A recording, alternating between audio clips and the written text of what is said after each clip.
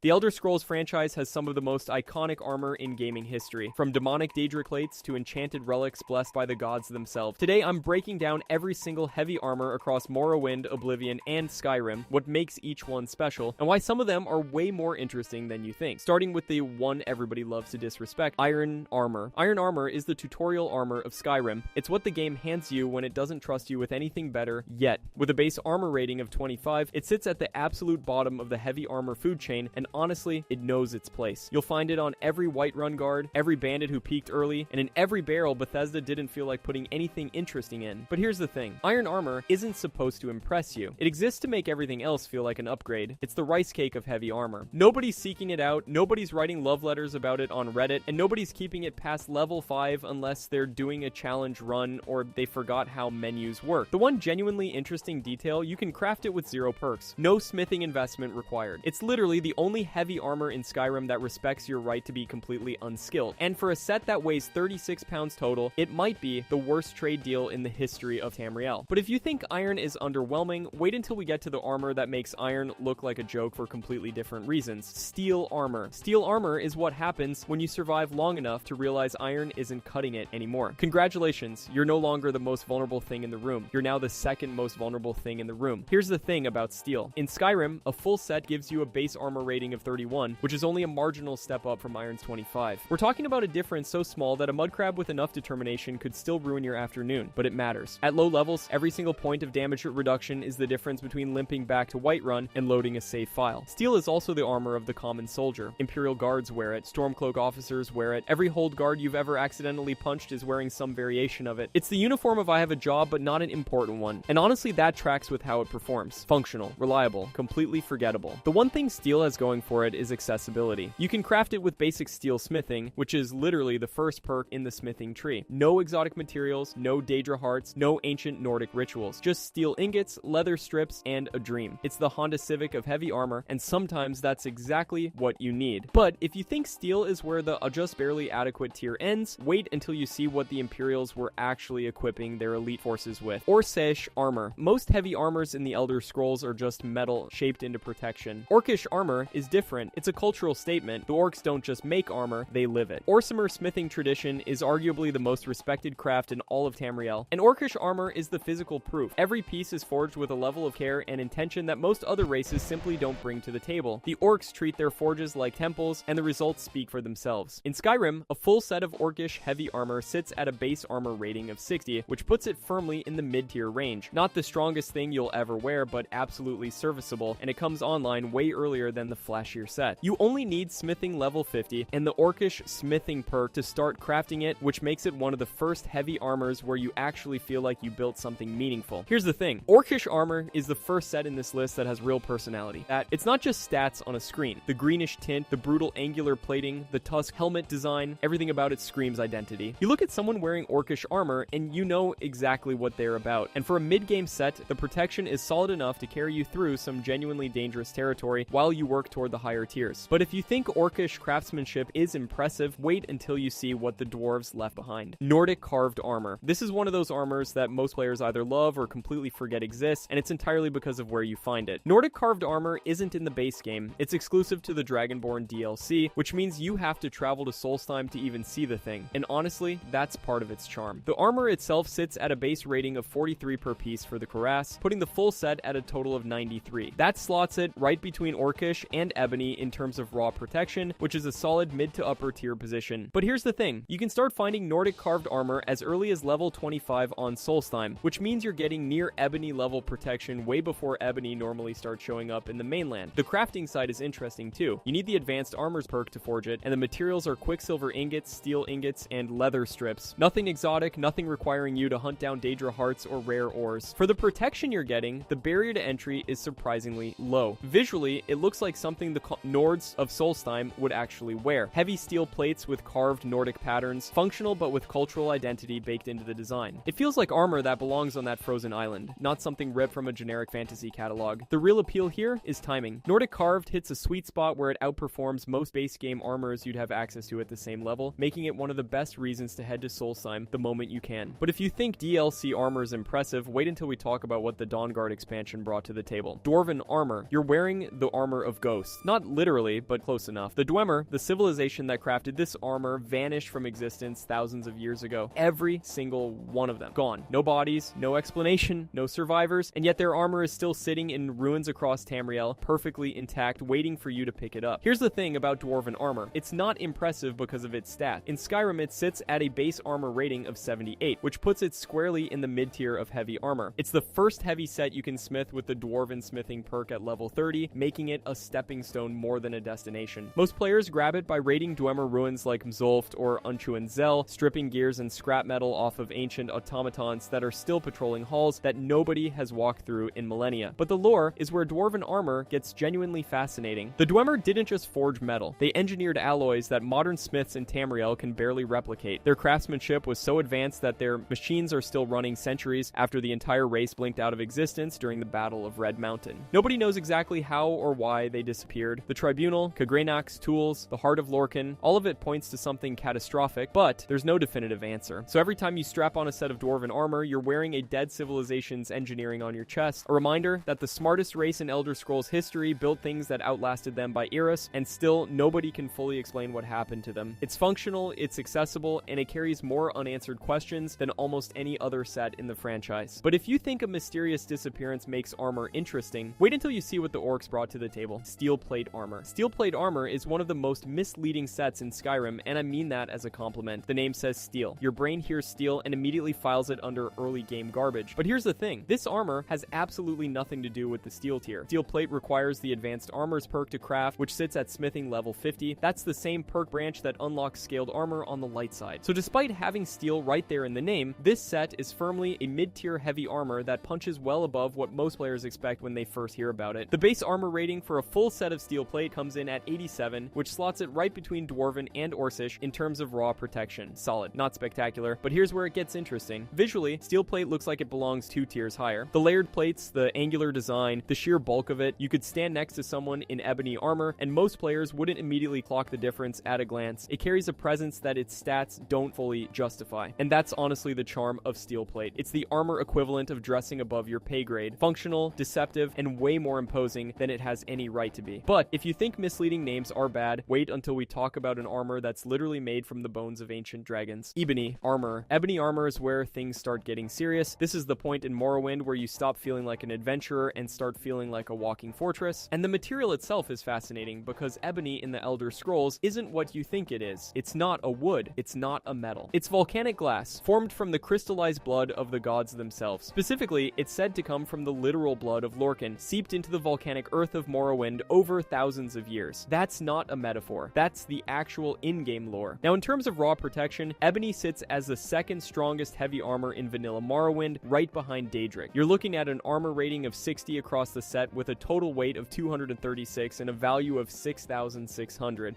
Those are strong numbers, but here's the catch. That weight is brutal at lower levels. You're not rocking a full ebony set early on without turning your character into the slowest thing in Vardenfell. And here's a fun detail that most players don't think about. Because ebony is canonically divine volcanic glass, every piece of ebony armor you wear is technically forged from the remains of a dead god. You're literally wearing Lorkhan's blood as protection. That's metal, or, well, glass. You know what I mean? But if ebony feels elite, wait until you see what Bethesda did with the armor that sits directly above it. Blades armor. The Blades are one of the most legendary factions in Elder Scrolls history, and their armor actually lives up to the reputation. Originally the personal bodyguards of the Emperor himself, the Blades operated as elite agents, spies, and protectors across multiple eras of Tamriel. Their armor reflects that identity perfectly. It's sleek, it's functional, and it carries centuries of Imperial prestige in every plate. In Skyrim, Blades armor sits at a base armor rating of 40 for the cuirass, putting the full set at a respectable level that slots right between steel plate and ebony. It's not going to compete with Daedric in raw numbers. Nobody's claiming that. But here's the thing. You don't wear Blades armor because it's the strongest set in the game. You wear it because it means something, and getting it isn't exactly straightforward. You can't craft Blades armor at a forge. It's quest locked behind the main storyline, specifically tied to the Blades faction and their hideout at Skyhaven Temple. Once you progress far enough with Delphine and Esbern, the armor becomes available inside the temple. You can also pick up extra sets from the followers you recruit into the Blades, but the point stands. This is earned armor, not bought armor. The katana-inspired design makes it instantly recognizable across the franchise. Players have been associating this look with the Blades since Oblivion, and it remains one of the most iconic faction armors in the entire series. But iconic faction armor is one thing. Armor forged by literal gods? That's a different different conversation entirely. Glass armor. Okay, we need to talk about this one because the name alone has been confusing people for over 2 decades. Glass armor. You hear that and you think fragile, breakable, something you'd find in a china cabinet. But here's the thing. Glass armor in the Elder Scrolls universe is actually elite tier equipment, and depending on which game you're playing, it can outperform sets that sound way more intimidating. Let me explain. The glass in glass armor isn't your everyday window pane material. It's refined volcanic glass, specifically malachite, a raw mineral tied deeply to high elf and wood elf craftsmanship. The Altmer and Bosmer have been working with this stuff for centuries, folding it into weapons and armor that are lightweight, razor sharp, and deceptively strong. It looks delicate. It is anything but. Now here's where it gets complicated for this video specifically. Glass armor is classified as light armor in every mainline Elder Scrolls game it appears in. Morrowind, Oblivion, Skyrim, it's always light, which means technically it doesn't belong on a heavy armor list at all. But I'm bringing it up anyway because the misconception is so widespread that it deserves a mention. Players constantly assume something this powerful must be heavy armor. In Skyrim, glass armor sits at a base rating of 103 for the full set, which puts it above several heavy armor options in raw numbers. That's a light armor outperforming heavy sets that weigh twice as much. So no, glass armor isn't heavy, but the fact that so many people think it is tells you everything about how deceptive this franchise can be with its naming conventions. And speaking of deception, the next armor on our list has a reputation that's built entirely on lies. Imperial Dragon armor. Now we're jumping from Morrowind into Oblivion, and the first set worth talking about is one that carries a name so dramatic it almost sounds like it belongs in a different franchise: Imperial Dragon armor. Before Skyrim made dragons the centerpiece of an entire game, Oblivion slapped the word dragon on its most prestigious heavy armor set and called it a day. Here's the thing, you don't just buy this armor from some merchant or stumble across it in a random dungeon. Imperial Dragon armor is a reward for completing the main quest. You literally have to save all of Cyrodiil from the Oblivion crisis before the Imperial City armorer Joffrey hands you this set. That alone makes it one of the most earned pieces of gear in Elder Scrolls history, and it looks the part. The set has a distinct golden, ornate design that separates it completely from standard Imperial Legion gear. Where regular Imperial armor looks like something a guard wears on a Tuesday, Dragon armor looks like something an emperor would be buried in. It's ceremonial and functional at the same time. But here's where it gets complicated. Despite the prestige and the incredible visual identity, Imperial Dragon armor isn't actually the strongest heavy armor in Oblivion. It sits below Daedric in raw protection. The armor is heavy class and provides solid defense, but by the time you finish the entire main questline, you've likely already found or crafted gear that outperforms it numerically. It's a trophy, a beautiful lore-rich trophy that looks incredible but doesn't sit at the top of the stat sheet. Still, the dragon branding carries weight, and speaking of Daedric power in Oblivion, the next set takes that concept to its absolute limit. Daedric armor. Most armor in the Elder Scrolls is just metal shaped to stop a blade. Daedric armor is something else entirely. This isn't crafted, it's summoned. Every single piece is forged from ebony and then bound with the soul of a Daedra, a literal demon from Oblivion. That's not flavor tech. That's the actual crafting process. You are wearing a prison made of volcanic glass, and the thing locked inside it is alive and furious, and the stats reflect that darkness. In Morrowind, Daedric armor sits at the absolute top of the heavy armor food chain with an armor rating of 80 for the full set and a combined weight of 354 units. It's the heaviest, most protective armor in the entire game, and finding a complete set is a nightmare. Pieces are scattered across the most dangerous locations in Vardenfell, and some players resorted to killing Die Vaeth'Fir just to strip him of his Daedric gear, which is a terrible idea because that man is essential to the main questline. In Oblivion, the Daedric set keeps its throne. The cuirass alone carries an armor rating of 18.75 with the full set weighing 162 and boasting 13,850 health. It's the strongest heavy armor in the game, period, but Skyrim is where Daedric truly becomes iconic. A base armor rating of 108, a displayed rating of 481, and 69.8% damage reduction before you even touch a workbench. Crafting it requires smithing level 90, the Daedric smithing perk, ebony ingots, leather strips, and the rarest material in the game, Daedra hearts. Every piece demands one. Here's the thing, Daedric armor doesn't just protect you, it terrifies everything around you. But if you think demonic soul-bound plate armor is as extreme as the Elder Scrolls gets, wait until you see what happens when you freeze enchanted ice into a suit of armor. Dragon plate armor. You would think that killing dragons and strapping their bones to your chest would make you the most protected person in Skyrim, and honestly, it should. But here's the thing, dragon plate armor, despite being made from the literal remains of ancient flying death machines, is actually weaker than Daedric armor. And that fact still bothers people to this day. Let me explain. Dragonplate has a base armor rating of 102, Daedric sits at 108. 6 points doesn't sound like much, but when you're min-maxing a build or pushing toward the armor cap of 567, those points matter. The crafting requirements make it worse. You need dragon bones, dragon scales, and the dragon armor perk at smithing level 100. That's the highest perk in the entire smithing tree. You literally need to max out your skill and harvest materials from the most dangerous creatures in the game. Meanwhile, Daedric Daedric only requires smithing level 90, so Dragonplate is harder to craft, demands a higher skill investment, requires you to fight dragons, and it's still the weaker set. But here's where it gets interesting. Dragonplate is significantly lighter than Daedric. That means better stamina management, faster movement, and a more forgiving carry weight situation. Some players argue that makes it the superior practical choice, especially since tempering and enchantments can push either set to the armor cap anyway. Once both sets hit that cap, the only real difference is weight. And in that scenario, Dragonplate actually wins. Still, there's something deeply unsatisfying about slaying Alduin's kin, forging their bones into armor at the highest smithing level, and ending up with a set that Daedra hearts and ebony ingots can outperform on a stat sheet. But if Dragonplate's identity crisis bothers you, wait until you see an armor that takes the Daedric concept and pushes it into completely different territory. Indoril armor. Most armor in the Elder Scrolls exists to protect you. Indoril armor exists to get you killed. Here's the thing. In Morrowind, the Ordinators are the Tribunal Temple's personal enforcers. Think religious secret police with zero sense of humor and very sharp weapons. They patrol the streets of cities like Vivec, and they wear this distinctive, almost insectoid armor with that iconic golden face mask. It looks incredible. It looks powerful. And if you put it on, every single Ordinator in the game will try to murder you on sight. That's not a bug. That's a feature. See, Indoril armor is sacred to the Tribunal Temple. Wearing it as an outsider is considered an act of blasphemy so severe that the Ordinators don't even bother with dialogue. They just attack. No warning. No stop right there, criminal scum. Just immediate coordinated violence from some of the toughest NPCs in the early game. And the irony is that the armor itself is actually pretty solid for when you can get it. It sits in the upper mid-tier of Morrowind's heavy armor lineup, offering respectable protection without the absurd weight of something like her hand's armor. The problem is that wearing it essentially locks you out of entire sections of cities. You can't shop, you can't take quests, you can't even walk down the street without starting a bloodbath. But here's where it gets funny. Some players lean into it, they kill one Ordinator, take his armor, then use it to provoke more Ordinators, kill them, loot their gear, and sell it for profit. It's basically a self-sustaining murder economy built on religious outrage. No other armor in the entire Elder Scrolls franchise punishes you just for wearing it. Indoril armor isn't just culturally loaded, it's a social death sentence with good stats. But if you think armor with social consequences is wild, wait until we talk about one that comes with cosmic ones. Ebony Mail. Most heavy armor in Elder Scrolls does one thing. It sits on your body and absorbs damage. That's it. The Ebony Mail doesn't play by those rules. This is a Daedric artifact gifted by Boethia, the Daedric prince of deceit, conspiracy, and treachery, and the armor reflects that personality perfectly. Because the Ebony Mail isn't just protection, it's a weapon. Here's what makes it special. The moment you put this thing on, you get two enchantments that have zero business being on heavy armor. First, Muffle. Your footsteps become completely silent. A full set of heavy plate that makes no sound, as that alone is absurd. Heavy armor builds are supposed to be loud, clunky, and obvious. The Ebony Mail throws that entire identity out the window. But the second enchantment is the one that really sells it. A Poison Cloak aura that deals 5 points of poison damage per second to any enemy that gets close to you. You don't have to swing, you don't have to cast, you just stand near something and it starts dying. In tight corridors and enclosed dungeon rooms, this thing turns you into a walking hazard zone, and here's the thing, you can temper it with an ebony ingot if you have the ebony smithing perk, so the base protection scales up nicely alongside everything else in the ebony tier. It's not just a gimmick piece. It holds its own defensively while giving you offensive utility that no other heavy armor in Skyrim can match. The trade-off is that it's a single cuirass, not a full set. You're building around one chest piece. But when that chest piece gives you stealth and passive damage on a heavy armor character, most players consider that a pretty easy decision. Now, the Ebony Mail is impressive as a standalone artifact, but the next armor on this list doesn't need enchantments or Daedric princes to earn its reputation. It just needs raw, overwhelming stat. Deathbrand armor. Most heavy armor in Skyrim rewards you for one thing, putting on the biggest, heaviest piece of metal you can find. Deathbrand armor throws that entire philosophy out the window. This is the only heavy armor set in the game that actively gets stronger the more pieces you wear, and the way you get it feels like it belongs in a completely different game. Let me explain. Deathbrand armor comes from the Dragonborn DLC, and you can't just buy it from a merchant or craft it at a forge, you have to earn it. There's a quest called Deathbrand that sends you on an actual treasure hunt across Solstheim, digging up ancient buried chests scattered around the island. Each chest contains one piece of the set, and each piece is hidden in a different location. You're literally following a dead pirate's treasure map. It's one of the most satisfying acquisition methods in the entire Elder Scrolls franchise because every single piece feels like a discovery rather than a transaction. But here's where it gets interesting. Each individual piece of Deathbrand armor carries its own unique enchantment. The boots increase your carrying capacity. The gauntlets boost your one-handed damage. The helmet lets you breathe underwater and improves your alteration spells. Solid effects on their own. Nothing game-breaking. But wear all 4 pieces at once and the armor's true power activates. The full set bonus grants you a massive 100 extra stamina on top of everything else. That's not a minor buff. That's a complete transformation of your combat endurance. Combined with the individual enchantments, a fully assembled single Deathbrand set turns you into a dual-wielding nightmare with seemingly endless stamina to power attack through anything Solstheim throws at you. No other heavy armor in any Elder Scrolls game uses a set bonus system like this, and honestly, it's a mechanic the series should have explored way more. But Deathbrand isn't even the most powerful thing we're covering today. That honor belongs to something far more terrifying. Ancient Nordic armor. This is where it all comes full circle. After everything we've covered, from Imperial Steel to Daedric to Madness, the armor that deserves the final spot isn't the flashiest, the rarest, or even the one with the highest numbers on paper. It's the one that tells the best story. Ancient Nordic armor is exactly what it sounds like. Armor worn by the ancient heroes of Skyrim, the Draugr Lords, the Tongue Warriors, the legends who fought dragons before the Dragonborn was even a concept. You don't buy this armor from a merchant. You don't craft it at level 10 and call it a day. You pull it off the bodies of warriors who have been dead for thousands of years, buried in the deepest, darkest Nordic tombs in the game. Every piece you find is a piece of history. Here's the thing, stat-wise, Ancient Nordic armor sits at a base armor rating of 60 for the full set. That's not going to compete with Daedric's 108. Nobody's arguing that. But here's where it gets interesting. Ancient Nordic armor can be improved at a workbench with steel ingots and the steel smithing perk, meaning it's accessible incredibly early, and with the right investment in smithing and enchanting, you can push this armor well past its weight class. The armor cap in Skyrim is 567 displayed armor rating. Once you hit that number, it literally does not matter what you're wearing. Daedric, Stalrim, Ancient Nordic, they all reduce damage by the same 80%. The ceiling is the ceiling, but what makes Ancient Nordic armor earn this final spot isn't the math, it's what it represents. The Elder Scrolls franchise is built on the idea that history matters, that the past isn't just backstory, it's alive. It's walking around in tombs trying to kill you. Ancient Nordic armor is the physical embodiment of that philosophy. The oldest warriors in Skyrim wore this armor into battle against dragons, and thousands of years later, you're wearing that same armor to do the exact same thing. That's not just a gameplay loop, that's poetry. Every single armor we've covered today, across 3 games and decades of development, tells a story about what protection means in the Elder Scrolls universe. Sometimes it's raw power, sometimes it's holy relics, sometimes it's enchanted Daedric plates forged with the hearts of otherworldly beings, but at the very end, the armor that started it all, the armor buried with the first heroes, is still strong enough to carry you through the final fight. The oldest armor in the franchise, still standing, still protecting, still earning its place. If you enjoyed this video and want to see more, click the video on the screen now.